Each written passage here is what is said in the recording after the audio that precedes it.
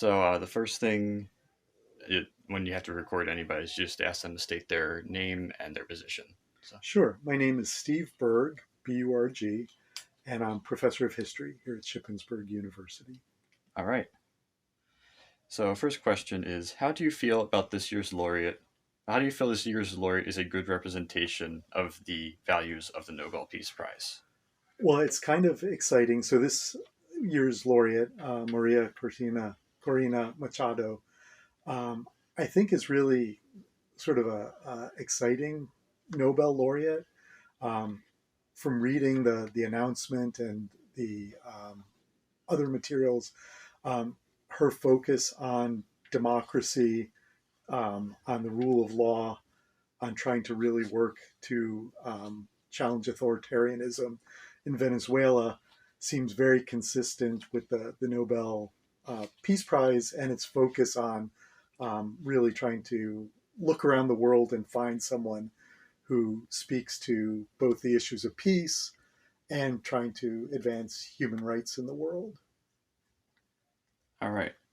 And do you think getting the prize will bring more attention to the issues facing Venezuela right now? Oh, yeah, absolutely. One of the things that's interesting about the Nobel Prize is sometimes they talk about it as it's like a spotlight on both people who are doing work in the world, but also something that sparks conversation, sparks news coverage, and really starts a conversation. And it's something that you see the announcement happens in October, the award happens in December, and then the Nobel Committee, the Norwegian Nobel Committee, they really spend the year trying to look for opportunities to promote conversation, discussion, continue to bring attention to the laureate. So, yeah, I think that when you look at past laureates, a lot of them have been people we've never heard of.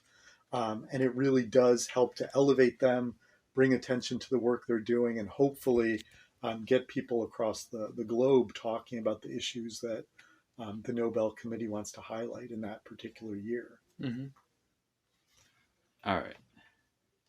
Now, do you believe the issues in Venezuela are so? Not only are they going to be more known to people, do you think there are similar issues facing other parts of the world today? Yeah, I think one of the things that's very interesting is that the Nobel Committee was very explicit that while they're specifically focusing on the authoritarianism in Venezuela and the fact that Hugo Chavez and then the Maduro government have really been, restricting elections. In their last presidential election, for example, the candidate who won was denied being able to take office. There's also been crackdowns on the free press. There's been crackdowns on democratic rights. There's been imprisonments and violence. And the Nobel Committee's been very explicit that while they're really concerned about what's happening in Venezuela, that this isn't something that's isolated to Venezuela, that Jorgen Watnes-Friedness, who's the head of the Nobel Committee, had said, democracy is in danger around the world. And so when you look at places like India or Turkey or Hungary, um, you see very similar governments that have been limiting the democratic rights of their people, clamping down on the ability of the media to report in a free way on what's going on in the country, threatening and intimidating political opposition.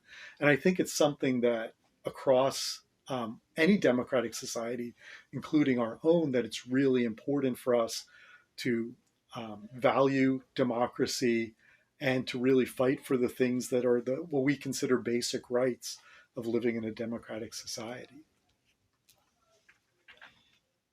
Okay, so these next three questions, I only have six questions, but these next three are going to be more about the Honors College and the seminar Sure. coming up in the spring.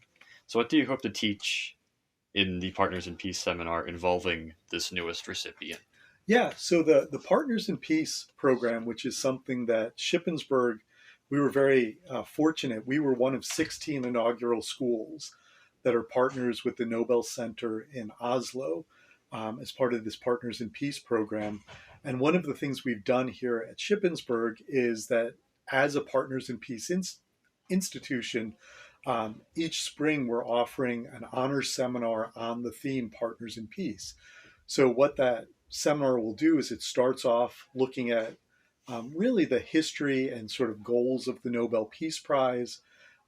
We will look at different Nobel laureates and how they've connected to different ideas about leadership and democracy and human rights. And then we are going to literally focus on this year's Nobel laureate and try to understand better what are the conditions that are going on in Venezuela. How has she, who is she and where did she come from? What kind of work that has she been doing? And to really think about what are the broader implications of that.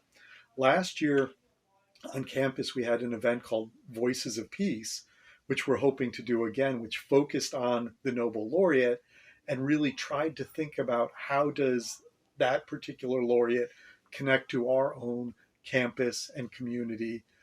And so we're going to do that, but also bring in speakers, try to think about how do the issues that we see with Maria Corina Machado, how are those important to us here in Shippensburg, in Pennsylvania, in the United States?